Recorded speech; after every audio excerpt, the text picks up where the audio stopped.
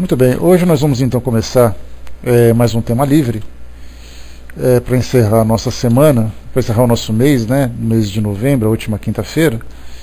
E já lembrando que no mês de dezembro a gente vai antecipar um pouquinho, em vez de fazer no dia 27, que é o dia de recesso, a gente vai fazer o nosso tema livre no dia 20. E dia 21 vai ser o último dia de trabalho, né, até o nosso recesso, de uma semana mais ou menos. Aí, no caso são 2 semanas, né? E lembrando também que dia 21 de dezembro já termina também o nosso planeta, né, o nosso mundo acaba. Então no dia 20 a gente faz o tema livre, assim o mundo acaba com vocês felizes, né? Pelo menos vocês acabam sem dúvidas, né? Isso já é muito bom, muito positivo. Então lembrando que a gente vai antecipar uma semana no mês de dezembro. Bom, o nosso tema livre é sempre aquela oportunidade que a gente tem, quem viver verá, viu, Vana? Então é aquela oportunidade que a gente tem de trocar, né, ideias sobre temas gerais, sempre lembrando que muitas vezes a gente fica preso a um estudo sistematizado das obras da codificação, que são sempre muito instrutivas, disso não há dúvida, mas eventualmente quando a gente assiste a um programa de televisão, a gente lê algum livro, ouve alguma palestra, surge alguma dúvida, e infelizmente a gente nem sempre tem a oportunidade de sanar essa dúvida, né? Então a gente tem esse nosso espaço de hoje para trocarmos essas nossas ideias, e vamos ver, né? Se vocês fizerem perguntas difíceis, a Vaninha vai banir da sala. Se fizer pergunta fácil, a gente responde na boa. Se não der para responder hoje, a gente responde outro dia, tá? Então só perguntas simples para facilitar a nossa vida, né? Já lembrando também que hoje pela manhã eu tive contato com uma informação, né, que alguns de vocês já devem ter recebido lá pelo Facebook, que uma empresa chamada Conspiração, aquela que produziu o filme dos Espíritos, vai produzir também a biografia de Allan Kardec, tá? Então não sei quando vai sair, eu escrevi para eles hoje de manhã pedindo mais informações. Então logo logo a gente tem novidade no cinema, que é exatamente a biografia de Allan Kardec, né? Vamos ver se isso vai ser bem elaborado, né? Mas vamos lá então, as perguntas vocês vão colocando na área de texto, a gente vai respondendo, tentando organizar, dando oportunidade para todo mundo. Lá em cima o Nando já começou, né? Ao desencarnarmos, o nosso espírito protetor continua ao nosso lado? Se sim, por quanto tempo? Nando, as informações que chegam para nós, em especial no Livro dos Espíritos, há uma passagem que Kardec pergunta sobre o espírito protetor, e ele fala exatamente disso, que o espírito protetor nos acompanha durante a nossa encarnação e muitas vezes durante a nossa desencarnação também, após a nossa desencarnação. Isso significa que o nosso ciclo evolutivo ele é contínuo, né, ele é constante, e enquanto houver necessidade nós teremos esse companheiro ao nosso lado, nos orientando nas nossas necessidades. Quanto tempo? O tempo que for necessário. Se nós pensarmos, por exemplo, que ao desencarnarmos nós podemos muitas vezes manter a nossa consciência presa numa determinada realidade que nós criamos, aqueles espíritos que passam por fases de perturbação durante meses, durante anos, muitas vezes durante séculos, como nós já vimos, aquele espírito, embora esteja naquele processo de libertação, digamos assim, da sua consciência materializada, dos seus apegos, ele não fica desamparado.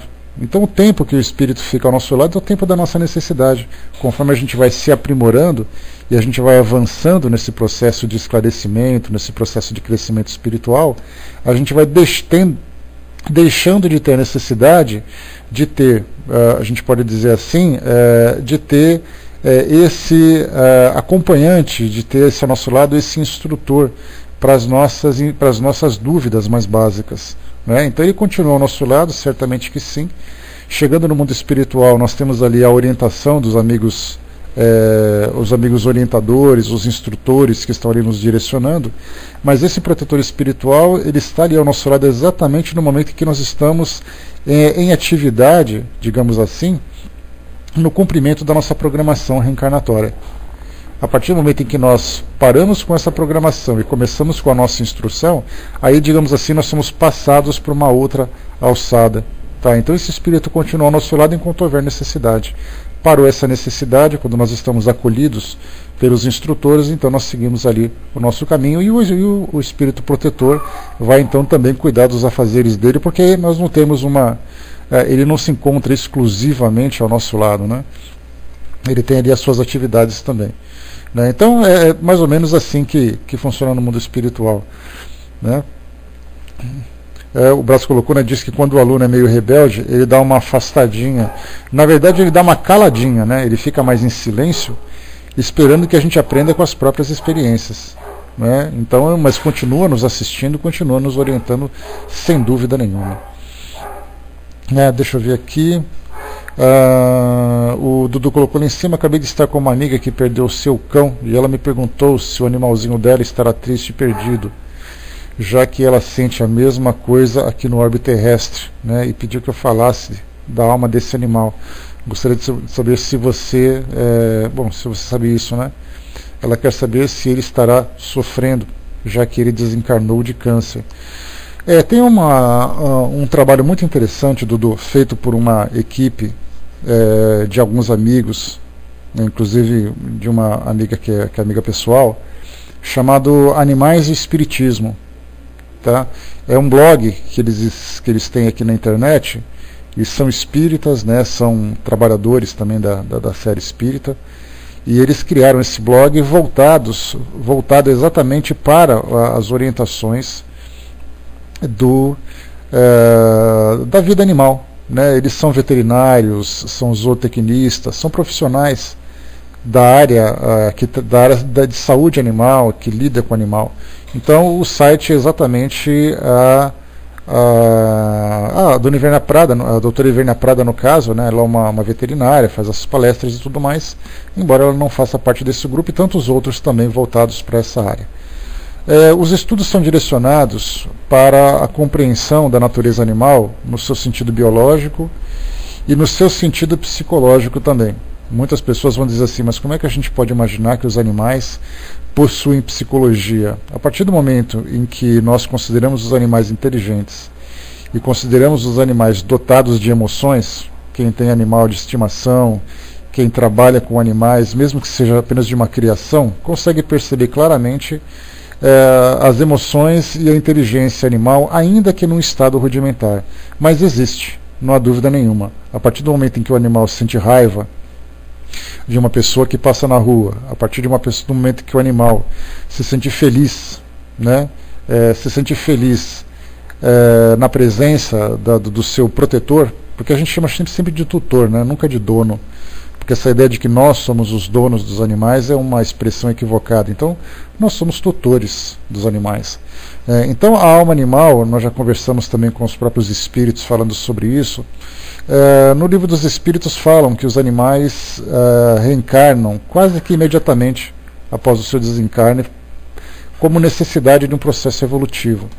Mas esse quase imediatamente ele é muito relativo, né? Os animais eles são acolhidos no mundo espiritual pelos espíritos encarregados de auxiliá-los na sua evolução, embora eles estejam submetidos a uma lei, a um processo quase que automático de renovação e oportunidade para que eles possam ali voltar ao mundo terreno e dar continuidade na sua evolução. Mas sim, os animais têm sentimentos, sim, os animais sofrem, mas é um sofrimento diferente. Muitas pessoas perguntam para nós por que os animais sofrem, fazendo uma comparação com o sofrimento humano. Porque os homens sofrem por provas, por expiações, por necessidades evolutivas. Já os animais, como é que nós podemos imaginar que eles, não tendo consciência dos seus atos, podem ser responsabilizados e, numa encarnação seguinte, passar por um sofrimento? Emmanuel traz para nós uma passagem interessante, uma mensagem, em que ele diz assim que o sofrimento, do nosso ponto de vista, ele é apenas visto como um castigo. Mas do ponto de vista espiritual, ele é visto como um estímulo. Então, embora a gente não consiga ainda assimilar essa definição, essa explicação, no mundo espiritual a dor também serve de estímulo. A dor também serve para sensibilizar as pessoas, também serve para sensibilizar o mundo.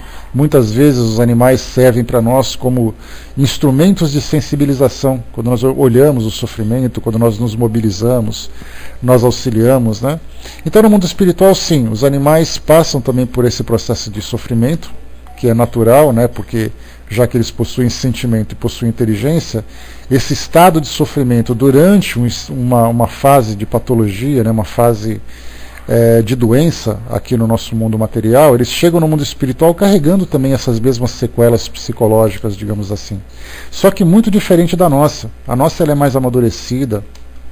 A nossa ela provoca um choque maior na nossa personalidade. Já os animais, eles também passam por essa fase inicial, mas de imediato eles são acolhidos no mundo espiritual. E há um trabalho que nós infelizmente desconhecemos, de reabilitação psicológica, de reabilitação emocional e já também de auxílio para que eles possam reencarnar de acordo com suas necessidades. O tempo que cada animal fica no mundo espiritual é aquilo que eu falei para vocês. Esse quase imediatamente, o imediato para nós é aquilo que acontece agora. O imediato no mundo espiritual é de acordo com o tempo que eles vivem lá.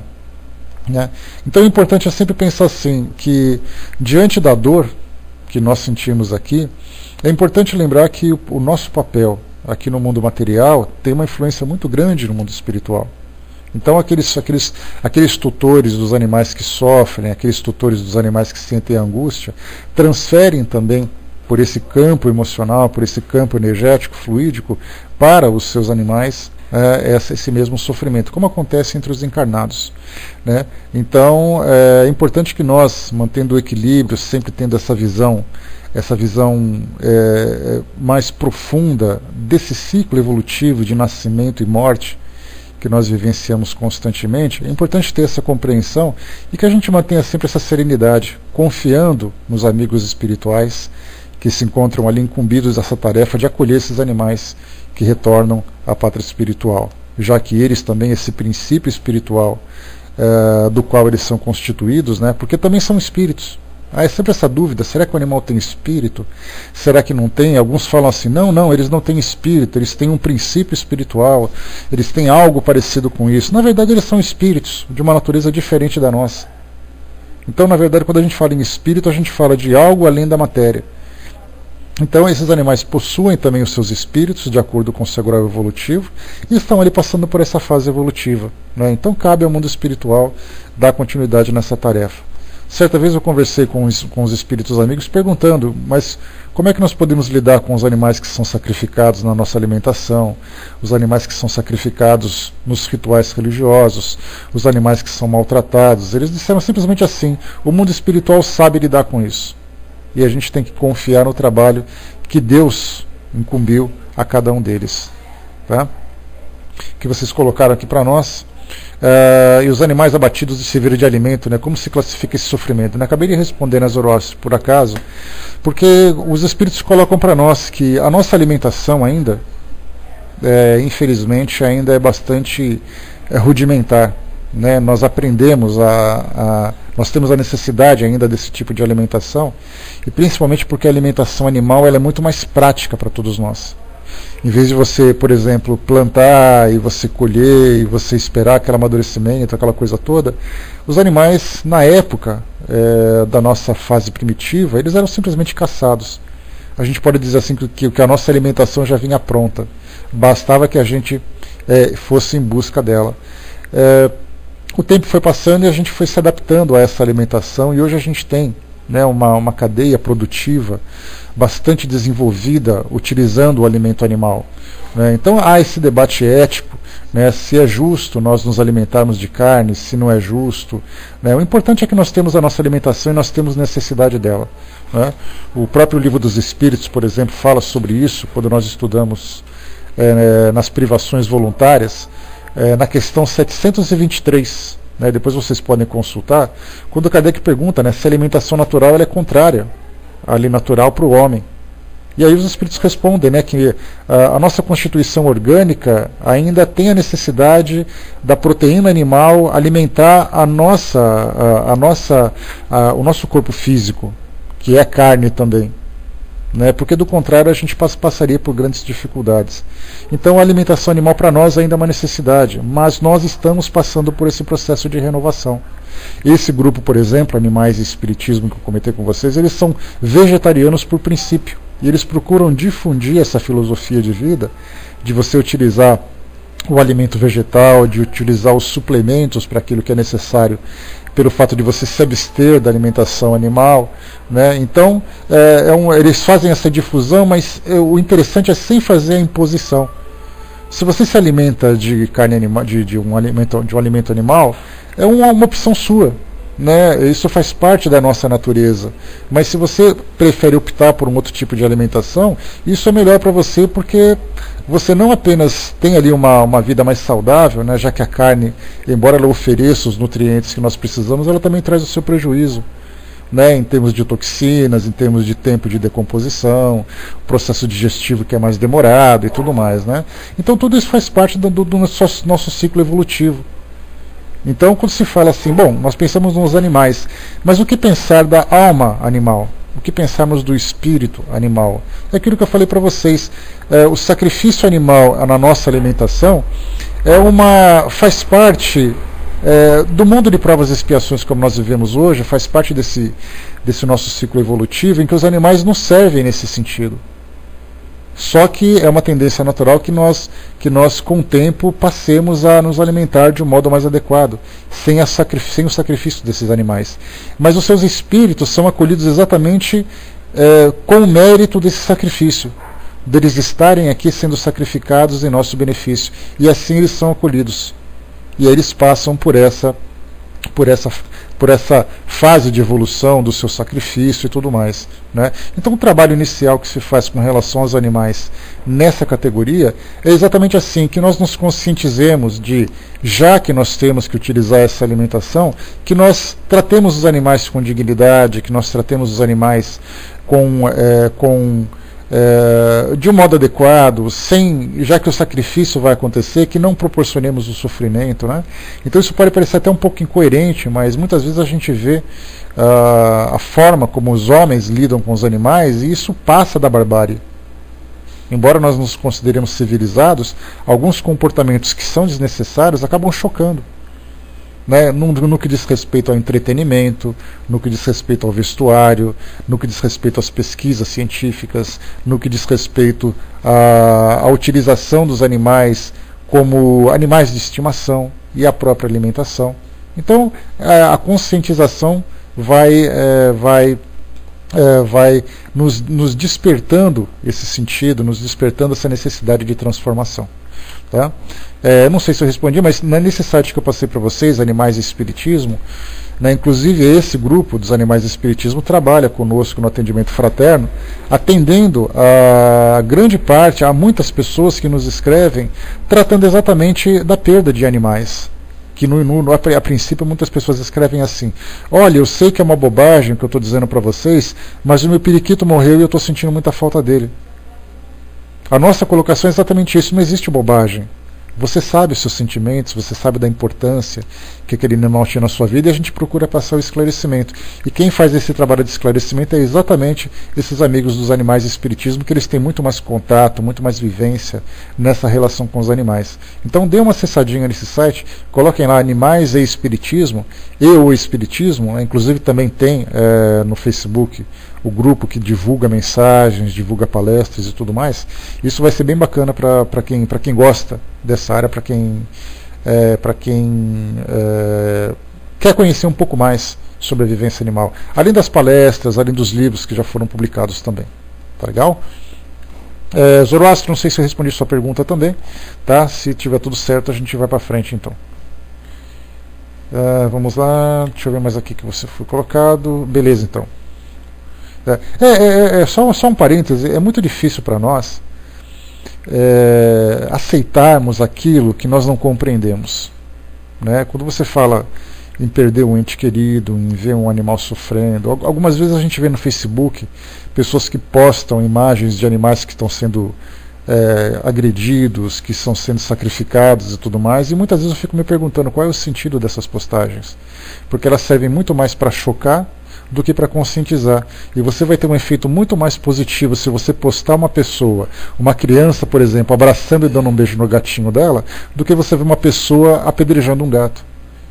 Então, na verdade, nós tentamos chocar as pessoas mostrando aquilo que é ruim, mas nós temos que aprender a conscientizar as pessoas com aquilo que é bom. Que quando a gente fala que o amor cobre uma multidão de pecados, é através do amor que a gente vai conseguir conscientizar as pessoas. Então todas as vezes que a gente encontrar uma mensagem, encontrar uma imagem que choque, né, pensem dessa forma, porque aquilo não tem o efeito que se espera. Pelo contrário, né? Exatamente, né? A gente dissemina, como nós já estudamos aqui na nossa sala, né, o poder da palavra. Esse poder da palavra que você emite, se é uma palavra com teor negativo, ela atrai também pensamentos negativos. Se você emite uma palavra positiva, também é a mesma coisa. Com relação, por exemplo, ao aborto. Sempre pergunta, né, o espiritismo é contra o aborto? A questão é assim, o espiritismo não é contra nada, ele é sempre a favor, ele é a favor da vida. Aí a gente muda completamente a perspectiva, quer dizer, em vez de você ficar protestando contra o aborto, contra quem sacrifica uma criança, seja lá por que razão for, a gente deve pensar sempre assim no amor que uma criança pode ser acolhida, na vida que nós podemos oferecer a essa criança. Sempre um pensamento contrário daquilo que a gente faz, né? Vamos lá então, voltando um pouquinho aqui para cima, que vocês colocaram, Nando colocou aqui no alto, descendo um pouquinho o que vocês também colocaram. Deixa eu ver aqui, né? O irmão X colocou para nós ali, gostaria que você falasse sobre as diferenças de self e espíritos. Eu não entendi exatamente a sua colocação, Décio, se você puder escrever de novo para mim, né? Porque o self, na verdade, é a nossa personalidade. Né? Tanto que nós percebemos até na língua inglesa, quando nós falamos, né, yourself, myself, ourself e tudo mais, ourselves, né? Então nós temos ali algumas expressões que tratam exatamente isso, da nossa personalidade, de nós mesmos, né? E quando nós falamos sobre a personalidade, nós falamos também sobre, né, sobre a individualidade. Então quando nós falamos assim, a diferença do self e do espírito, na verdade o espírito é o próprio indivíduo. O espírito é a consciência, o espírito é o ser inteligente, e o espírito tem a sua própria personalidade. Então, na verdade, quando nós falamos em self, em espírito, nós falamos, na verdade, da mesma coisa.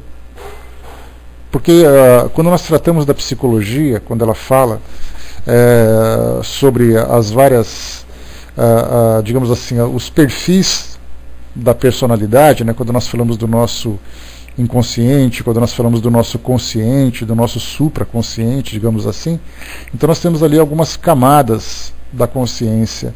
E na verdade a psicologia ela aborda a consciência, mas dentro de uma visão materialista. Ou seja, você é o indivíduo e você é o corpo.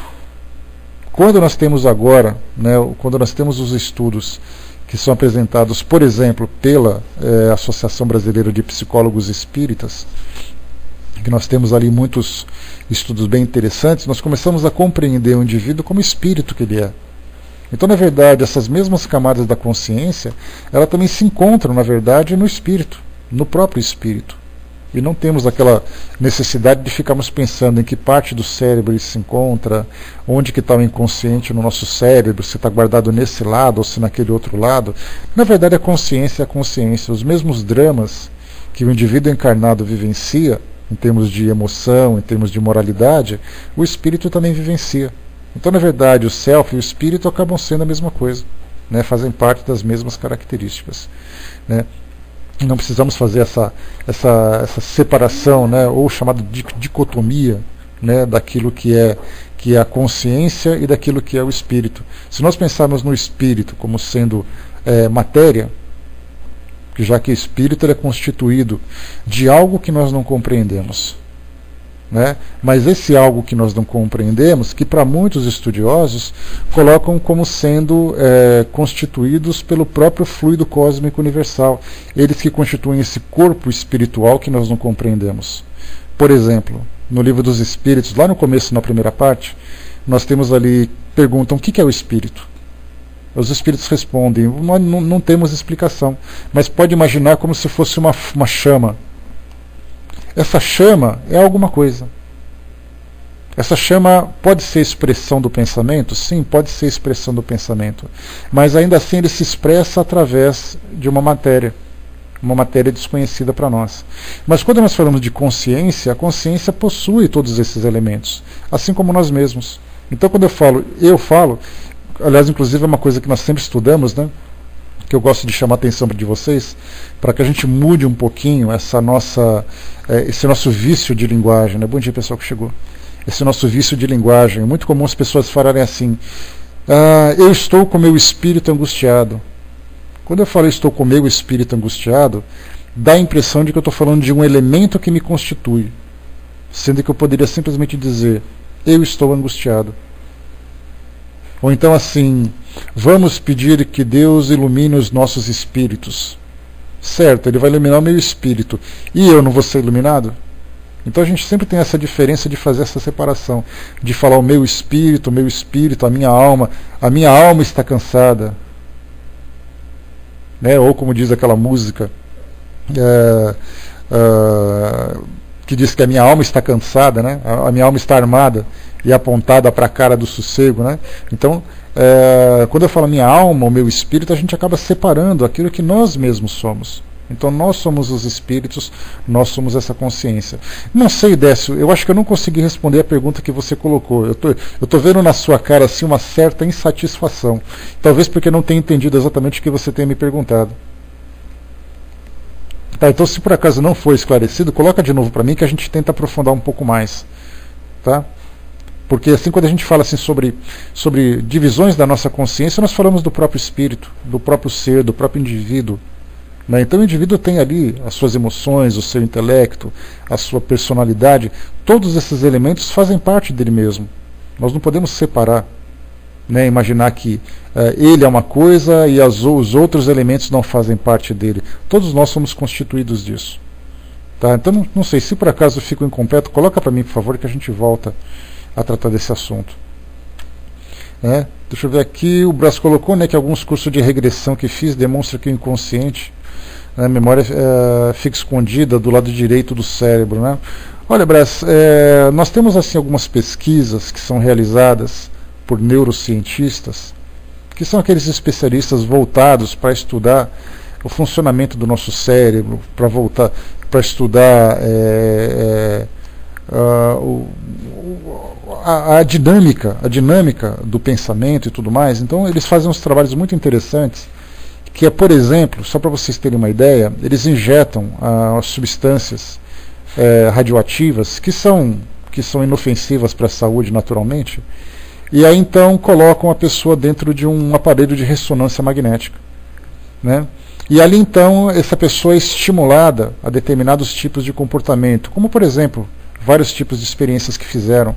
Uma pessoa submetida a uma imagem erótica, a uma imagem repulsiva, a uma imagem que provoca uma emoção positiva, pessoas que são orientadas a fazer uma prece naquele momento em que elas estão naquela máquina, e aí eles começam então a registrar em que áreas do cérebro acontecem determinadas atividades por esses contrastes. E aí então é assim que eles estão tentando mapear o nosso cérebro de acordo com os estímulos que nós recebemos, que é muito interessante. Então, quer dizer, eles estão mapeando, mas o cérebro, a gente lembra sempre, ainda é um grande mistério para a nossa ciência. Mas eles estão ali, né, engatinhando ainda, porque enquanto eles estão muito preocupados em estudarem o cérebro como matéria, na verdade eles estão em busca da consciência. E a ciência materialista ainda não conseguiu compreender que o nosso corpo é apenas o veículo do espírito. Hoje nós temos médicos que são neurologistas, psiquiatras, que estão trabalhando junto com a medicina, utilizando a visão espiritualista, e estão tendo resultados muito interessantes. Mas ainda a ciência, por si só, como instituição, está muito distante ainda dessa aproximação, exatamente porque a ideia de espírito ainda está muito voltada para a religião. E a ciência, desde aquela época de Kardec, quando nós tivemos ali o iluminismo, quando nós tivemos o positivismo de Auguste Comte e tudo mais, a partir daquele momento a ciência decidiu que não ia mais interferir, ia mais permitir que a religião interferisse no seu desenvolvimento. E foi a partir dali exatamente que a ciência cometeu assim, embora tenha acertado para que os dogmas religiosos não interferissem na sua evolução, ele acabou se esquecendo que a religião, como instituição, ela lida com um elemento que é a natureza, digamos assim, que é uma criação da natureza, que é o próprio espírito. Então, quando você fala em espírito para um cientista, ele vai dizer que você está falando de religião, e religião não interessa para ele. Então, enquanto ele não conseguir compreender que o espírito é um elemento real e não simplesmente uma crença, um ato de fé, Ele vai continuar ainda mapeando a matéria para tentar buscar a consciência. Ele quer buscar as emoções, por exemplo. As emoções, na verdade, elas são produzidas pelo espírito. Ela não é produzida pela mente, pelo cérebro. O cérebro, na verdade, apenas registra a manifestação das emoções, né? Dos sentimentos, das ideias, do intelecto e tudo mais. Então isso são atributos do próprio espírito. Então a ciência ainda está indo pelo caminho errado, mas um dia ela vai chegar lá, quando tivermos assim, quando as próprias religiões começarem a mudar a sua visão. Porque falar da visão espírita para a ciência ainda é muito pouco. Isso porque, se nós pegarmos no Brasil, por exemplo, só para a gente ter uma ideia, o Brasil é o maior país espírita do mundo, né? E nós temos ali, segundo as últimas pesquisas do IBGE, nós temos ali aproximadamente 20 milhões de brasileiros que se declararam espíritas. Só que o Brasil é um país com quase 200 milhões de pessoas. Então nós temos ali 10% do Brasil, que já é muita coisa, 10% dos brasileiros se declararam espíritas. Os 90% se declararam de outras religiões. Agora a gente pensa no planeta. Temos 20 milhões de espíritas aqui no Brasil. Quantos espíritas nós temos espalhados pelo mundo? Qual é a influência das outras religiões pelo mundo afora? Né? Então, na verdade, assim, faz parte desse processo, né? Pois é, lembrando, né, César, bom dia, né, que Cuba é o segundo país espírita, mas proporcionalmente, né, a população de Cuba é menor do que a população de São Paulo. Então a gente fala assim, é maior, então proporcionalmente, em termos de população, em termos de seguidores do espiritismo, né, daqueles que professam o espiritismo, proporcionalmente Cuba é o maior, só que Cuba é muito pouco. Inclusive agora em 2013, para quem tiver a oportunidade, em 2013 vai ter o Congresso Mundial em Cuba, lá em Havana. E nós temos ali caravanas sendo montadas pelas federativas para que possam facilitar o acesso dos espíritas a esse evento, né? Inclusive nós do Espiritismo.net temos ali alguns companheiros que vão para lá, né, para poder ali fazer a divulgação do espiritismo, para aprender um pouco mais, divulgar o espiritismo e tudo. Então é bem interessante quem tiver a oportunidade de participar, né? O Armando colocou, né, mas aqui no Brasil há muitos, né, que não conhecem a doutrina espírita, nem sabem quem foi Kardec, por isso muitos condenam a doutrina. Mas na verdade, né, bom dia, Cindizinha. Na verdade, né, é só entrar em contato com o pessoal do Rio de Janeiro, César, lá com o pessoal entra em contato com a FEB.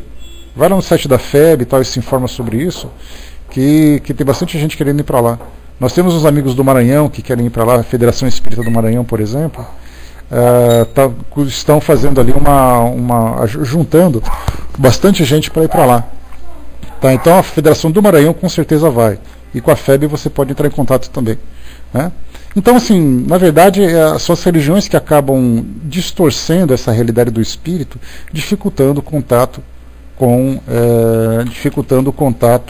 da ciência, né, essa aproximação, digamos assim, né?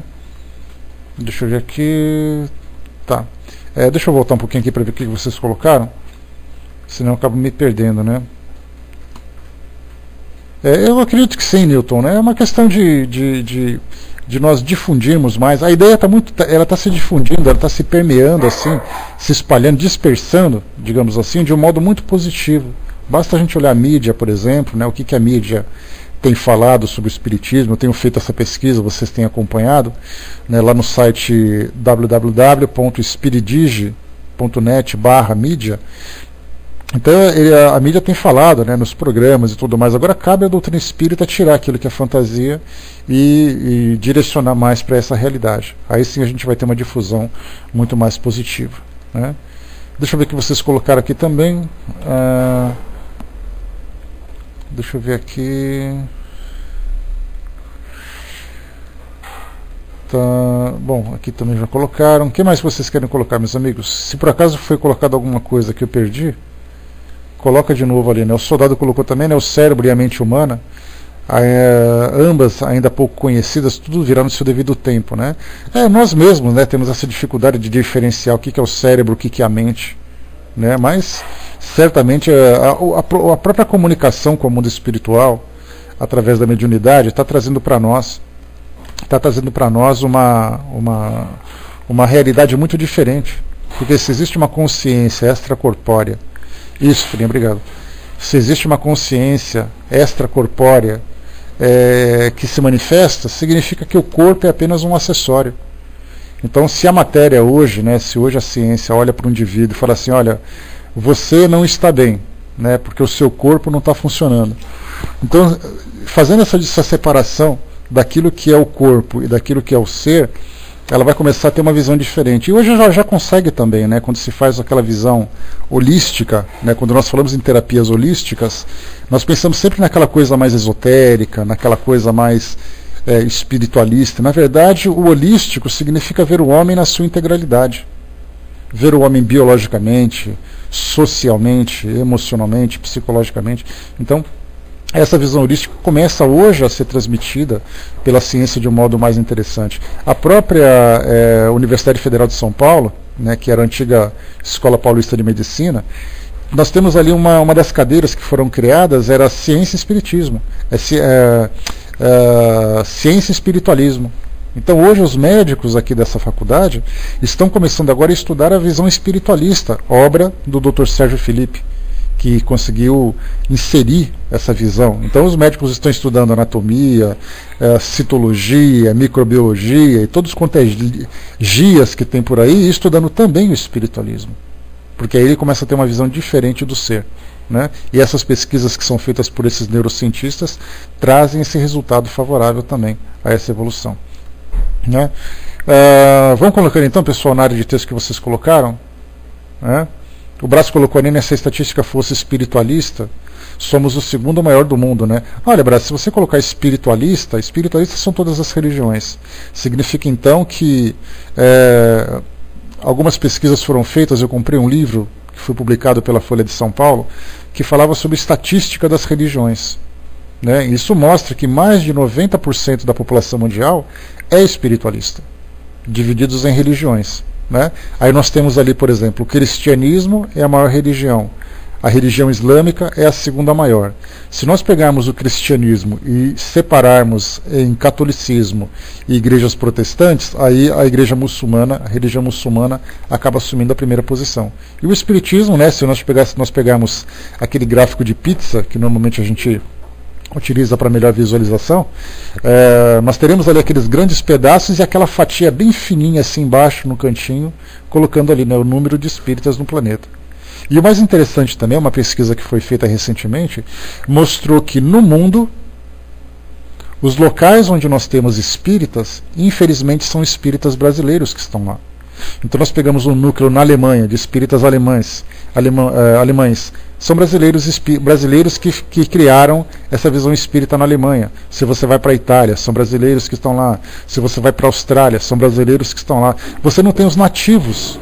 Se você falar, por exemplo, assim, a Wasserfall, na Suíça e tudo mais, na Suíça não são os suíços que são espíritas, são os brasileiros que estão na Suíça.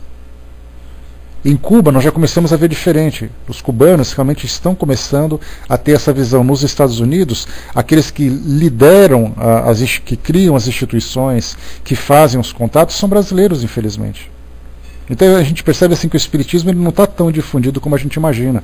Ele tem ali federativas em vários países pelo mundo, mas são os brasileiros que foram para fora, não são os nativos que estão professando.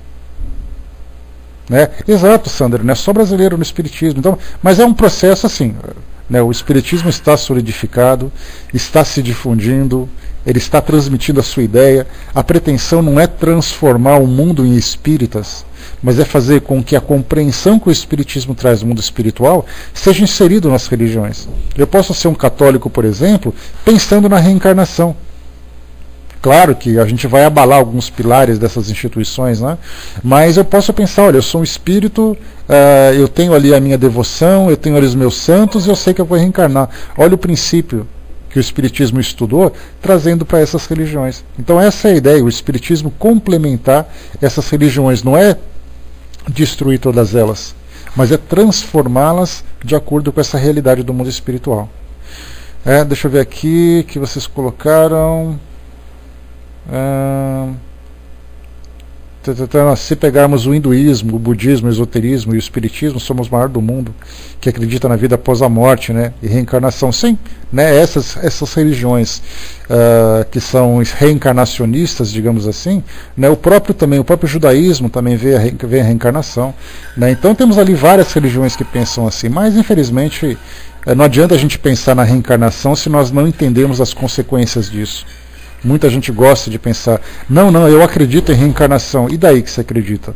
Você vive como espírito reencarnado? Você está preocupado em corrigir os erros do passado e planejar o seu futuro? Então, na verdade, a gente aceita as crenças, mas não vive os seus princípios. Acaba sendo, então, na verdade, uma semente jogada num campo que não tem tanta fertilidade assim. Né? Bom dia, pessoal que chegou. Dudu colocou em cima, né, o que você acha da terapia do sentimento, onde Greg Braden coloca em suas palestras sobre a força que temos no pensamento. E isso é colocado muito bem nos livros de Leon Denis. Não sei se você já viu as palestras dele. Não conheço, Dudu, os trabalhos feitos por Greg Braden, tá? Mas o que a gente pode colocar é fácil. Joana de Ângeles coloca para nós, nos seus livros voltados para a psicologia, mostrando exatamente essa realidade. Então, na verdade, o homem é um sentimento. Né? Então, qualquer que seja a terapia que faça com que o homem se reequilibre emocionalmente, que se reequilibre psiquicamente, são terapias válidas, desde que voltada para que o homem busque a sua saúde integral. Então, qualquer tipo de trabalho. Né? Então, nós temos ali a psicoterapia dentro da visão transcendental, temos a psicologia junguiana, a psicologia isso. Eu não tenho conhecimento sobre as diversas áreas da psicologia, né? Quem tiver conhecimento já pode colocar na área de texto para nós, mas nós temos ali várias formas de lidar com a psique humana. E nós estamos tentando trabalhar para ver qual é a mais eficaz. Que na verdade, assim, mais experiência tem ao profissional que tem aquele conhecimento abrangente de todas as áreas e pega aquilo que é melhor de todas. E não fica preso apenas numa linha de raciocínio. Né? Então qualquer tipo de terapia que faça com que o homem alcance o seu reequilíbrio integral são terapias válidas. Né? Mas de qualquer forma, para quem quiser conhecer um pouquinho mais, está ali o link que o Dudu colocou, é só vocês acessarem. Né? Deixa eu ver aqui. Tá, o César colocou que não achou nada no site. Né? César, dá uma olhadinha na TVCEI, tá? tvcei.com, que lá você deve encontrar alguma coisa. Tá? Mas depois eu posso passar para você se você quiser alguma informação a respeito disso, tá? Mas tem um pessoal da federação, você pode escrever lá Federação Espírita do Maranhão, tá? Que é FEMA, e entre em contato com eles e fala que você está interessado em participar dessa viagem. Eu posso dizer porque 2 amigos que fazem parte da direção, né, que são dirigentes da federação, eles vão para lá. Né, são amigos que trabalham conosco lá no espiritismo.net. Então entre em contato com eles, fala das suas intenções, que eles vão te passar direitinho as diretrizes. E se você não conseguir nada, você me fala que depois eu te passo tudo, te passo o contato. Tá legal? Vamos lá. O que mais, pessoal, que vocês querem colocar aí? O que vocês querem colocar? Ali foi colocado, né, o braço colocou, né, um padre me disse uma vez que reencarnação é o mesmo que a ressurreição na carne, que foi distorcida, né? Olha, é aquela história, né, Braz? Um padre, quando ele fala alguma coisa, ele fala por ele não fala pela religião, ele não é representante da instituição. Se nós quisermos saber exatamente o que o catolicismo está falando, a gente tem que pegar os cânones lá do Vaticano e sabemos o que o Papa disse. Aí sim a gente vai saber o que o catolicismo falou. Mas de qualquer forma, se nós estudarmos, por exemplo, as obras do professor Severino Celestino, que é um dos grandes conhecedores, um dos grandes especialistas em Bíblia, né? Ele está fazendo o pós-doutorado dele em História das Religiões, né? Então, quer dizer, ele sabe muito, tem muito conhecimento, fez traduções bíblicas já. Então, estudando as obras dele, a gente vai entender que, na verdade, não é apenas um erro de compreensão, é um erro de tradução.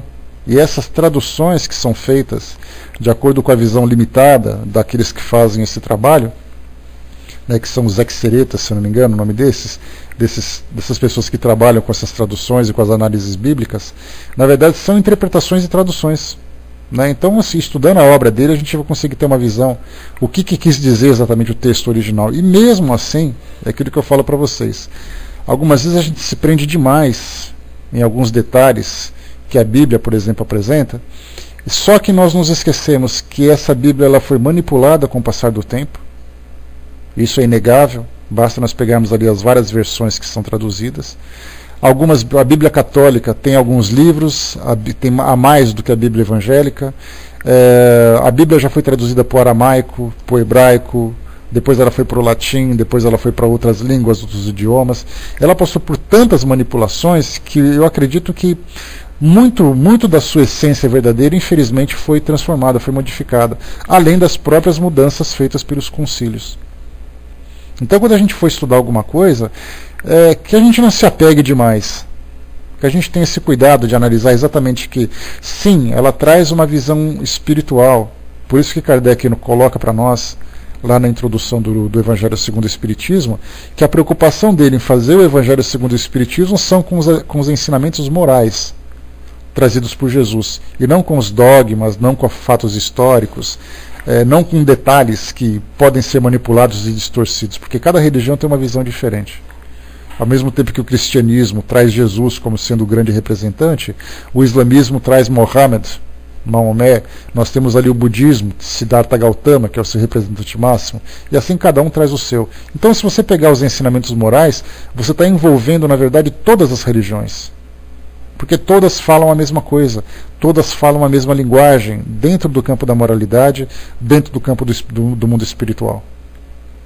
Agora, quando nós falamos sobre fatos, aí a coisa já complica um pouquinho, porque cada um tem a sua visão, o seu ponto de vista, cada um quer ali puxar a sardinha para o seu lado, e ninguém chega a conclusão nenhuma, né? O soldado colocou que a humanidade ainda não está preparada para uma visão reencarnacionista. Ela ainda é excessivamente conservadora, uma boa parte materialista imediata. Soldado, eu não concordo tanto. Sabe por quê? Porque as pessoas têm essa visão romântica da reencarnação. Você pode perceber que os filmes falam sobre isso, os contos românticos falam sobre isso. A gente só pode estar se reencontrando. Nós somos amigos de vidas passadas, porque no meu passado as pessoas falam isso com naturalidade. Ela só não tem intenção ainda de estudar. Então, se intimamente, né, por exemplo, nos Estados Unidos fizeram uma pesquisa que, embora os Estados Unidos sejam um país predominantemente protestante, 50% da população pensa na reencarnação como uma possibilidade. Eles não têm convicção, mas eles pensam como possibilidade. Você pode imaginar um protestante nos Estados Unidos, ortodoxo como eles são, pensarem na possibilidade de reencarnação? Só que são pensamentos particulares. Foram feitas pesquisas públicas a respeito disso. Então as pessoas estão querendo acreditar nisso. Só que elas não têm convicção para isso e muitas vezes não sabem por onde começar. Esse é o grande problema. Mas eu acredito que com o passar do tempo, essas ideias vão se disseminando com mais intensidade, saindo um pouco da fantasia e entrando um pouco mais na realidade. Assim a coisa começa a se tornar mais real. Um problema que a gente enfrenta, por exemplo, é você falar de reencarnação e você pegar a visão budista da metempsicose. De falar, por exemplo, que você pode ter sido uma barata na encarnação anterior. Esse tipo de pensamento acaba tirando das pessoas o interesse em se aprofundar. E a gente lembra que um dos dois livros mais importantes sobre terapias de vivências passadas foram publicados por americanos. Que foi exatamente ali muitas vidas, muitos mestres, a vida além da vida. Então são documentários e livros que foram publicados pelos próprios americanos, né? Então as pessoas querem acreditar nisso. Elas só não têm ainda essa convicção que nós esperamos, né? Pessoal, vai escrevendo na área de texto aí. O Dudu perguntou lá em cima, né, mostra pra gente o que a glândula pineal pode fazer de melhor no corpo físico, já que pelos seus estudos o passe do chakra coronário é caminho por onde passa a epífise, né? Ela seria um caminho para a cura de algo no corpo físico do ser encarnado. Não sei se me fiz entender. Olha, Dudu, a própria medicina ainda tem uma grande dificuldade de entender qual é a função da epífise, tá? Que também é chamada de glândula pineal, né? Então são esses dois nomes que a gente pode colocar. Há umas 3 semanas eu conversei com vocês. Bom dia, pessoal que chegou. Conversei com vocês há umas 3 semanas. Nós tivemos um fórum em Uberaba. Foi o segundo fórum sobre mediunidade, e foi transmitido aqui pelo Paul Talk, que por acaso eu tive o acesso. né? E aí então, lá ouvindo, nós tínhamos ali neurologistas que estavam fazendo palestras, nós tínhamos ali, por exemplo, grandes estudiosos desse campo, e falava exatamente isso. A neurologia ainda tem uma grande dificuldade de entender a função da epífise. Mas dentro da visão espiritualista, acho que a grande referência para nós nesse campo é exatamente o Dr. Sérgio Felipe, que ele é neurologista, se eu não me engano, daqui de São Paulo, e ele fez, né, ele apresentou uma dissertação de mestrado exatamente estudando sobre a epífise, que ele falava sobre a relação da mediunidade com a epífise. E aí então ele fez ressonâncias magnéticas, ele foi a institutos médicos institutos de medicina legal, para poder estudar dos cadáveres. Então ele tirou a epífise dos cadáveres para poder fazer um estudo. Eu assisti uma palestra com ele chamada Medicina e Espiritualidade. E aí então ele mostrava, né, as epífises que ele tirava, as glândulas que ele tirava dos cadáveres, mostrava o resultado desses exames radiológicos, né? Dr. Sérgio Felipe, tá? Então ele trouxe resultados de exames e tudo mais, e ali então ele via aquela questão da quantidade de cristais, né, da apatita, que é aquele mineral que tem dentro dessa glândula, a quantidade, a relação que tem a faculdade mediúnica, dos médiuns ostensivos e a glândula epifisiária de cada um, né? Então hoje a medicina está procurando fazer esse estudo para poder entender exatamente qual é a sua função. Dentro dessa visão mediúnica, ele já apresentou essa proposta de que o homem tem essa conexão espiritual através dessa glândula. Mas, naturalmente, nós temos ali grupos de cientistas da medicina terrena que não aceitam isso com tanta naturalidade. Porque dá a impressão assim, que quando você faz um mestrado, quando você faz um doutorado, um pós-doutorado, dá a impressão de que todo mundo aceita. Na verdade, não. As pessoas apresentam uma tese, apresentam uma dissertação, e ali então tem muita gente que torce o nariz, dizendo assim, olha, ele pode ter feito isso daí, mas não me convence não. Então é aquela luta, né, daqueles que pensam de uma forma, daqueles que pensam com outra. Então a gente vai tentando alcançar. Seria tão fácil, né, se você apresentasse uma ideia e ela fosse aceita, né, mas ao mesmo tempo também seria assim, uma bagunça. Porque ao mesmo tempo que nós temos espíritas apresentando tantas e tantas teses científicas dentro do campo do estudo do espiritismo, nós temos também católicos, nós temos evangélicos, que muitas vezes são teses que, por incrível que pareça, se contradizem. Eu apresento uma tese de doutorado, olha o peso da palavra, né, da expressão, né? Uma tese de doutorado, e de repente o outro apresenta uma tese de doutorado falando exatamente o contrário do que eu falei. E a pergunta é, qual é exatamente a tese verdadeira? Então, na verdade, enquanto nós estamos ali nesse campo do estudo, né, avançando nas pesquisas, apresentando novas ideias, a gente está evoluindo. Vai chegar uma hora em que nós vamos nos deparar com uma situação em que todos nós teremos que prestar atenção. Todos os campos da ciência, todos os campos da filosofia, todos os campos da sociedade, eles vão começar a olhar, né, estupefados com aquilo que aconteceu, e eles vão dizer, e agora? Né? A mesma coisa, né, como você colocou do Chico Xavier, por exemplo. Ele foi um fenômeno que muita gente se preocupou.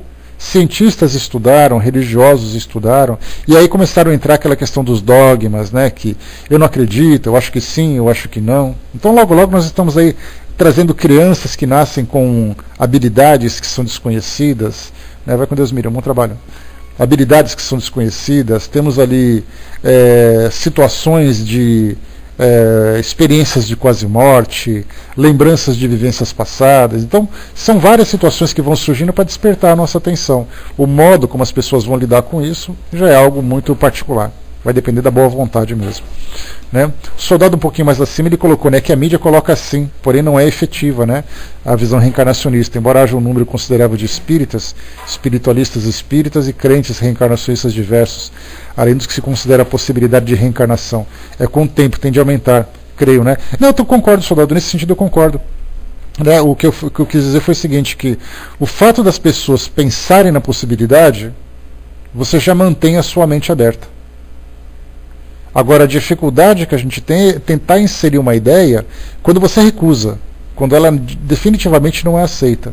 Agora, o fato de você ter a sua crença pessoal, ter a sua religião, mas você pensar, poxa, que legal que seria se... seria interessante, eu gostaria muito que... eu achei muito legal aquilo que aconteceu e tal. O filme Ghost, por exemplo, naquele finalzinho, quando ela se depara com o espírito, que ele se materializa para ela, e depois ele vai embora, e fica aquele tom romântico, aquele filme, eu acredito que ele tenha sido um marco na abertura, ou pelo menos no estímulo, da visão espiritualista das pessoas no que diz respeito à vida após a morte. Então, o fato das pessoas aceitarem aquela ideia e desejarem que aquilo fosse verdade, basta só você apresentar os fatos. Agora, quando você recusa, nem diante dos fatos você aceita. Então é isso que eu falo. A vida após a morte é algo que as pessoas querem acreditar. A comunicação com o mundo espiritual, a reencarnação, elas querem acreditar. Elas só não conseguiram ainda ter acesso àquilo que é concreto para elas. Então a gente já tem assim, o campo está preparado. Basta a gente jogar a semente correta e fazer o tratamento correto para que isso possa se disseminar. E é exatamente ali que o Espiritismo entra. Não como mais uma religião, mas como uma ciência que estuda esses elementos. Aí sim a gente vai conseguir ter um resultado efetivo, como você colocou. A Havana colocou para nós, né, minha filha passou por 6 médicos e nenhum descobriu o porquê do problema dela, mas encontramos a resposta num vídeo do Dr. Sérgio. Né? Pois é, então de repente, vocês quiserem vir para São Paulo, pode conversar com ele aqui. Ele tem um consultório dele, né, que ele atende os pacientes dele e tudo mais, que é bem legal. Né?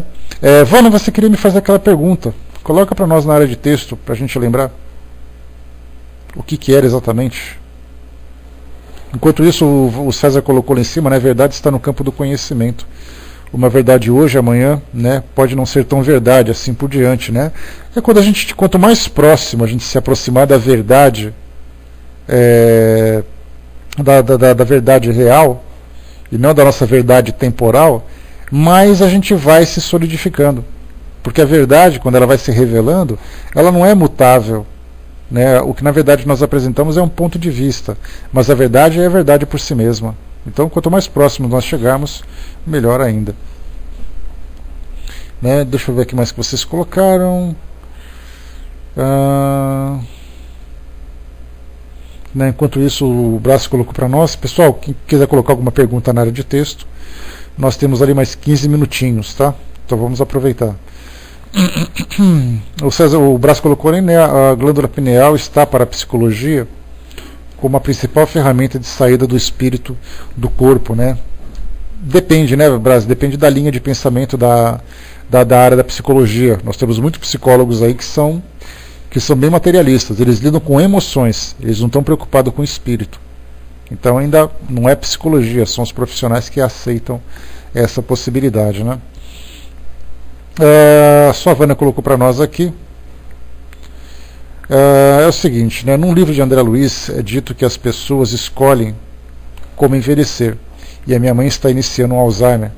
A questão é, temos o direito de interromper isso com medicamentos? Olha, Vana, a gente tem que pensar o seguinte, né, os espíritos sempre nos orientam a esse respeito, porque nós temos uma grande dificuldade ainda de viver de um modo correto, porque a gente ainda estabelece dogmas. Né, eu não preciso fazer isso. O que você está colocando é mais ou menos uma questão que nós já lidamos aqui há um tempo atrás, em que a gente pensa o seguinte: eu escolho na minha programação reencarnatória, da mesma forma que você viu ali colocado como André Luiz, eu escolho na minha programação reencarnatória vir como um mendigo. Então, quer dizer, eu vim para viver de favores, vim para morar na rua, vim para passar dificuldades. Aí chega uma pessoa que tem uma vida mais abastada, uma vida mais estabilizada, que também é espírita, e se por acaso tenha lido o mesmo livro, ela vai olhar para mim e falar assim: olha, eu tenho pena de você, mas já que essa foi a sua escolha, então eu não preciso te dar nenhum pedaço de pão. Boa sorte, seja muito feliz se você conseguir. Então, na verdade, assim, as dificuldades que nós escolhemos como provas, como expiações, muitas vezes são provas coletivas que envolvem toda a família. Na verdade, são formas de nos estimularmos ao trabalho. Então eu escolhi essa dificuldade para que eu possa me estimular ao trabalho, em buscar um tratamento, buscar uma cura, a família toda envolvida também nesse processo. Quando eu escolhi uma doença em determinada fase da minha vida, eu não escolhi aquilo para ficar esquecido e ficar me degenerando até chegar uma hora que não tem mais cura. Eu escolhi a dificuldade, não escolhi necessariamente o sofrimento. Porque tem uma diferença de você falar assim, a dor ela é necessária, mas o sofrimento é opcional. Isso não é uma frase espírita. Alguém sabiamente um dia deve ter batido a cabeça na pia do banheiro e falou assim, eureka, a dor é necessária, mas o sofrimento é opcional. E foi uma das frases mais brilhantes que a gente tem nesse sentido. Né? Então o que significa isso? Que nós escolhemos uma dificuldade, uma vida de luta, uma vida de renúncias que nós temos que fazer. Mas o mundo que a gente vive hoje é um mundo que nos oferece condições de viver aquela dificuldade da melhor forma possível. No sentido de saber aproveitar aquela dificuldade, mas também de buscar uma forma de amenizar as suas consequências. O fato de vivenciar o Alzheimer, por exemplo, por si só já é um grande transtorno para a família, para o próprio paciente. A memória vai se degenerando, a pessoa vai se tornando incapacitada, a família vai sofrendo cada vez mais, tentando buscar uma forma de amenizar as consequências daquela doença. Por si só já é difícil. Né? Exatamente, já fica deprimida por não lembrar. Agora, se você não faz um tratamento, ela está optando pelo sofrimento. Né? O médico acha que ela desenvolveu isso por causa do diabetes, né? Mas o interessante é que meu pai, que nunca cuidou dela, agora está o fazendo. Né? Então tem que tratar da melhor forma possível. A nossa inteligência nos permite contornar as dificuldades da melhor forma possível. Nós temos muitas pessoas que pensam, como você colocou agora, não, essa é uma vida de sofrimento que eu optei, então eu quero fazer isso. Lá no Livro dos Espíritos nós temos um capítulo lá na lei de conservação, chamado privações voluntárias. O que significa privações voluntárias? É eu me privar de uma forma de vida melhor por um objetivo. Aí Kardec perguntou assim, várias das perguntas, né? Qual é exatamente o sacrifício que mais se justifica nessas privações? Ele falou assim, quando você se sacrifica em benefício dos outros. Mas e se eu me sacrificar apenas porque eu acredito em alguma coisa? Você está desperdiçando seu tempo. Faça o bem que será muito melhor para você. Então, na verdade, estarmos aqui hoje é para nós um desafio, mas o desafio de saber viver bem. E hoje a inteligência do homem vai desenvolvendo cada vez mais recursos, tecnologias, medicamentos, terapias, nessa área da saúde em especial, para que a nossa vida seja a melhor possível. E não simplesmente a gente desistir desses recursos, porque nós acreditamos que o fato de eu ter escolhido uma velhice dessa forma, não me tira a possibilidade de buscar uma velhice tranquila dentro dessa mesma prova. Ela está instalada. Então André Luiz colocou, a gente escolhe a velhice, escolher uma vida com Alzheimer. Precisa piorar? Então a gente tem que tentar amenizar isso o máximo que puder. Né? O mais impressionante é que os médicos são muito reticentes quanto ao medicamento. Infelizmente a gente tem, né? É uma terapia complicada, é uma terapia que infelizmente a ciência ainda não conseguiu descobrir uma cura, ela conseguiu descobrir formas da gente contornar, né, as sequelas dessa doença, ela conseguiu trazer ali uma forma de qualidade de vida para o paciente, mas assim como a Alzheimer, a gente tem aí tantas e tantas outras doenças que trazem também os seus desafios. Mas tudo aquilo que tiver ao alcance de vocês puderem buscar para melhorar a qualidade de vida dela, já basta. Se tivesse uma cura, então eu tenho uma cura, será que é possível? Será que eu devo buscar essa cura? Claro que sim. Da melhor forma possível. Se tiver recursos para isso, investir o máximo de recursos possíveis. Se tiver contato, buscar esses contatos para ter informação. E tentar fazer isso, tentar estimulá-la sempre a viver da melhor forma. Né? Então, quer dizer, já basta, né? Você tem 2 irmãos médicos que já têm esse conhecimento e pela vontade que vocês têm, vocês estão explorando cada vez mais. Né? São contra os medicamentos? A pergunta é, por que eles são contra os medicamentos? Porque eles não acreditam no medicamento ou porque eles não querem que a sua mãe seja tratada? Se eles são contra os medicamentos, eles, como os profissionais da área, eles têm ali suas razões. Agora, se eles optaram em não tratar a sua mãe, aí é mais ou menos aquela questão daquelas crenças que nós temos, como, por exemplo, acontece com as pessoas que são testemunhas de Jeová, que vocês já devem ter contato com situações assim, tanto na mídia, tanto na efeitos colaterais. Então, é uma questão de analisar, de buscar uma outra opinião, uma questão de conhecer. Né? Então, na verdade, a preocupação deles não é não tratar a sua mãe, A preocupação deles é evitar que essa medicação faça um mal pior do que já tem. Né? Então é o caso que acontece com testemunhas de Jeová.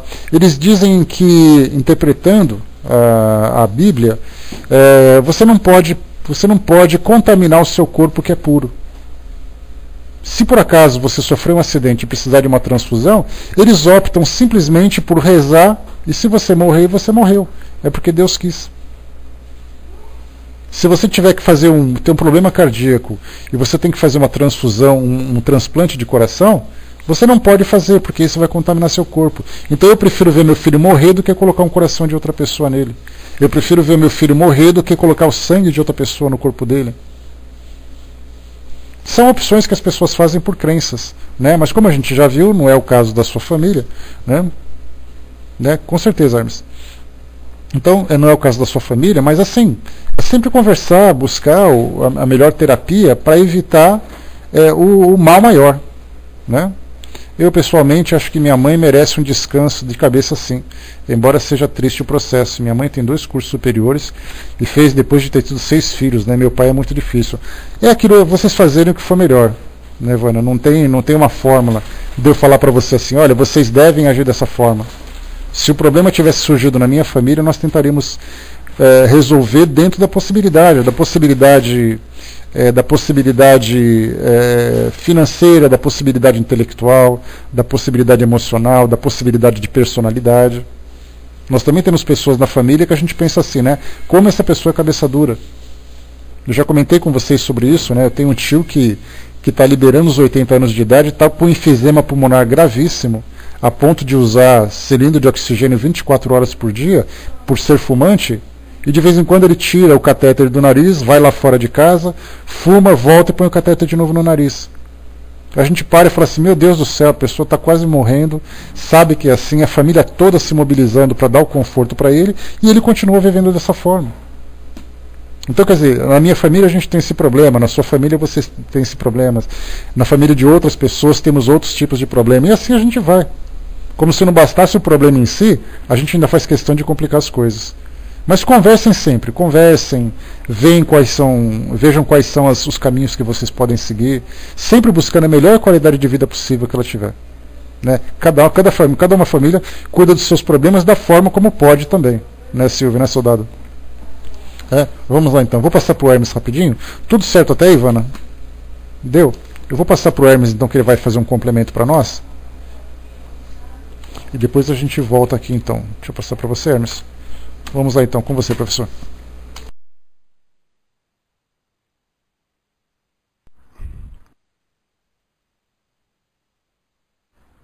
Olá. Bom dia, gente. Vocês estão me ouvindo? Rapidinho. Que deram uma colher de chá para mim aqui do lado. Ok. É sobre esse negócio, é claro, né?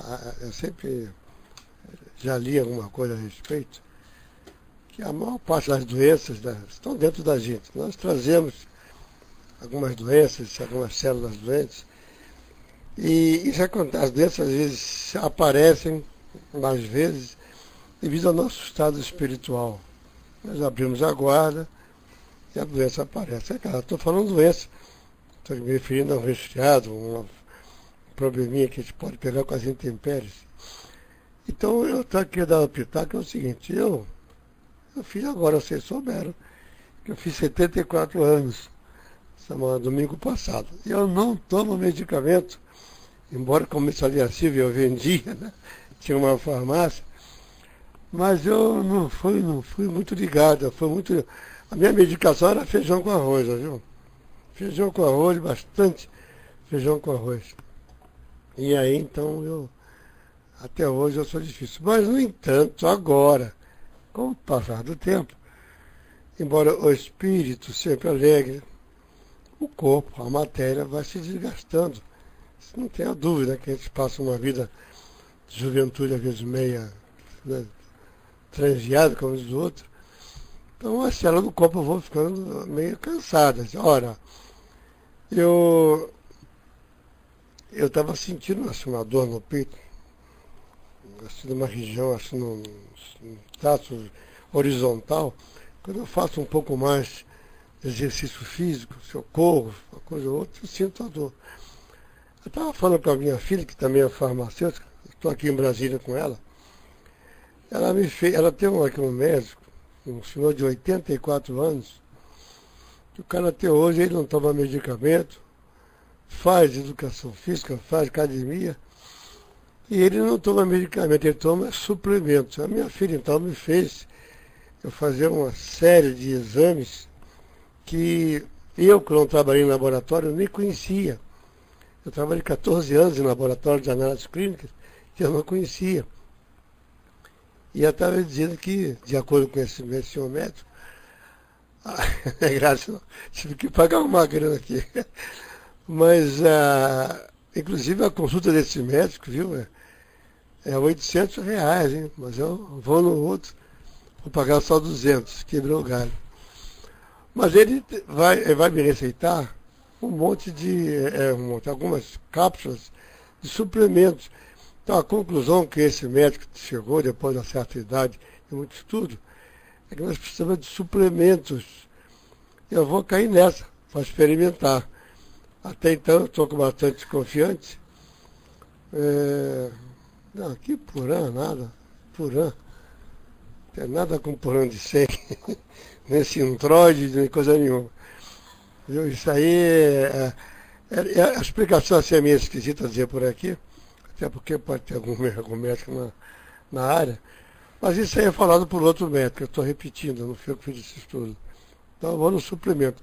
Então voltando, o passe na casa espírita é muito importante, porque ele vai chegar um pouco mais perto das nossas celas, é importante. Eu sugeriria um bom passe, sugeriria uma vida um pouco menos pessimista, um pouco mais de alegria, e tomar, pelo que a minha filha estava dizendo, que a minha filha está tomando, e ela modificou de um dia para o outro. Ela vivia tomando remédio para dor de cabeça, com enxaqueca, dor aqui, dor acolá, com a pele ruim. Minha filha tem 40 anos. Minha filha está uma gatinha de 22 anos agora, só na base do suplemento. E eu vou prestar também para fazer isso, que eu tenho que chegar até 120 anos, né? Já viu que não vai ser fácil. André, a palavra aí é sua. Mas o passe é muito bom, viu, gente? Toma um passe, que isso aí ajuda, Padre Eliel. Adiante, descansou a tua garganta um pouco? Então manda um abraço agora.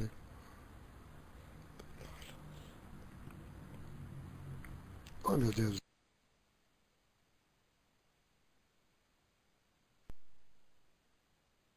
Bom, beleza. Então tá aí, né? São alternativas, né, que nós temos, terapias holísticas, terapias espiritualistas, terapias da nossa ciência, sempre ali buscando esse melhor tratamento, né? Então, de modo geral, para a gente poder concluir aqui o nosso encontro de hoje, como eu coloquei, né, a gente opta por uma doença, a gente opta por um desafio, mas a nossa opção não é morrer por causa dessa doença e nem sofrer por causa dela, né? Ela vai gerar ali a dificuldade, ela vai gerar ali os transtornos pertinentes a ela, mas nós temos ali a possibilidade de buscar todos os recursos possíveis e disponíveis. Se não fosse legítimo que nós fizéssemos isso, essas opções não existiriam aqui no nosso mundo. Nós não teríamos a nossa ciência, não teríamos as nossas conquistas para favorecer a todos, né? Então temos ali essa oportunidade de buscar a melhor qualidade de vida possível, né? A gente não veio aqui para ficar doente, a gente veio aqui para evoluir moralmente. E se a doença estiver no meio do caminho, que ela seja carregada do jeito que ela tiver que ser. Mas a nossa evolução ainda continua, né? Não é a doença que vai fazer a gente evoluir, é a forma como a gente lida com a doença. Porque se isso fosse assim, bastava a gente ficar dormindo durante 30 anos numa situação de coma e deixar o corpo se consumir ali e a gente acorda pronto para renovado. Na verdade, a matéria ela serve para nós como instrumento de aperfeiçoamento. Somos nós que temos que nos aperfeiçoar, né? E a Havana lembrou também, temos que levar em consideração que é também uma drenagem para o plano espiritual, sim, desde que seja bem vivida. Muita gente passa por doenças que são graves, voltam para o mundo espiritual pior do que entraram. Porque em vez de aceitar a doença e saber lidar com ela, se revoltaram, fizeram isso, fizeram aquilo, depois chegaram no mundo espiritual. Eu já passei 50 anos com aquela doença. Eu falei, então você volta mais 50 porque você não aprendeu nada. Então, na verdade, é assim, é a forma como nós lidamos com qualquer desafio da nossa vida, com decepções amorosas, com problemas financeiros, com problemas de saúde, com problemas sociais, seja lá como for. Não é o problema que conta, é a nossa experiência adquirida através do problema, em qualquer situação para todos nós. Meus amigos, fechamos por aqui o nosso tema livre de hoje, né? Eu espero que tenha sido proveitoso para todos nós, que as respostas tenham sido a contento. Se tiver aparecido algum tipo de equívoco, né, que falem, que a gente faz aí uma pesquisa melhor, uma correção, aquilo que for necessário, né? O nosso próximo encontro vai ser do tema livre, vai ser no dia 20 de dezembro, vai ser a última quinta-feira útil do nosso mês, já que a partir do dia 22 nós entraremos em recesso por 2 semanas, que é a época do Natal, né? Coloca ela para mim, soldado, eu respondo agora, não tem problema. Qual é? Passou batido, eu não vi, desculpa. Manda de novo aí que a gente aproveita esses... Isso, faz o favor. Copiei que a gente coloca depois, faz aqui um comentário para não deixar ninguém aqui pendurado, né? Quem infelizmente não teve oportunidade de colocar a pergunta, né? Eu peço desculpas aqui porque a gente vai se envolvendo com as respostas, com o raciocínio, a coisa vai ficando meio para trás, né? Enquanto o soldado coloca para nós aqui. Então, como eu falei para vocês, 2 semanas de recesso que a gente vai ter, e depois a gente retoma, né, os nossos estudos. O soldado colocou então aqui, né, algumas pessoas falam de tudo na sociedade, que tudo na sociedade está pior, que tudo tende a piorar. Se considerarmos que as pessoas, enquanto espíritos, tendem a progredir e evoluir, como é que as coisas estão ficando piores ou não estão? Piores de acordo com que perspectiva, né? Se você voltar, por exemplo, 30 anos no tempo, a violência continuava sendo violência, a dificuldade de emprego continuava sendo de emprego, a dificuldade de saúde continuava sendo dificuldade de saúde. Hoje nós temos uma população maior, são maiores os problemas que nós temos que enfrentar, são maiores os desafios, mas também são muito grandes as conquistas que nós obtivemos nesse período. Então, se nós quisermos pensar em dificuldade, vamos voltar 100 anos no tempo e façamos uma comparação daquilo que a gente vive hoje e daquilo que a gente vivia naquele período, né? Então, o que a gente observa hoje, sim, né, nós temos ali uma intensidade maior dos problemas, a mídia divulgando mais, a dinâmica do nosso mundo teve uma modificação muito grande, exigindo maior esforço, exigindo mais correria, exigindo sacrifícios e tudo mais, né? Mas nós estamos conquistando muito também no campo da moralidade, nós estamos conquistando muito no campo do conhecimento. Então, assim, o que a gente vive hoje é essa intensidade da forma como nós estamos vivendo, mas aquilo que nós obtivemos para o nosso crescimento, isso foi significativo. Então, na verdade, a mídia passa para nós essa visão pessimista. Você liga a televisão, eu liguei a televisão de manhã, aí falava sobre traficantes que foram presos, assalto na rua, policiais que foram baleados, e no meio da coisa falava de um navio de viagem que ia encostar no Porto de Santos, aqui no litoral de São Paulo. Quer dizer, então, a desgraça que vai sendo mostrada na mídia, a desgraça, a forma de vida que a mídia vai passando para nós, vai criando um pensamento pessimista e, de certa forma, angustioso para todos nós. Mas se nós pararmos de olhar a nossa vida, ela continua sendo uma luta como outra qualquer, né? Depende eu acho que depende. As mais populares, soldados, sempre passam essas informações. A gente não pode colocar um canal cultural que tem pouca audiência. A gente tem que falar em canais de massa. E esses canais de massa estão mostrando, infelizmente, esse lado negativo. Você liga a televisão, você vê esses programas populares que mostram assassinatos nos seus mínimos detalhes, violência com imagens, com não sei quantas câmeras, e aquela coisa toda. Então, na verdade, somos nós que temos que mudar o nosso foco. Se nós focarmos na violência, nós só vamos ver violência, né? Tem canais que mostram o tempo todo coisas ruins, né? Canais esportivos ou canais de culinária, artesanato. Mas quais que dão mais audiência? Aquele que está mostrando, por exemplo, uma receita de torta de frango ou um assassinato de uma pessoa que foi esquartejada? É exatamente o que a gente vê. Na verdade, é a lei da oferta e a lei da procura. Na verdade, existem esses canais porque tem audiência. Se não houvesse audiência, você não teria patrocinadores, você não teria público. Agora, como tem público e tem patrocinador, é o que vende. Então, na verdade, a pessoa é o sensacionalismo, exatamente, João. Então, na verdade, são as pessoas que precisam mudar o seu modo de pensar.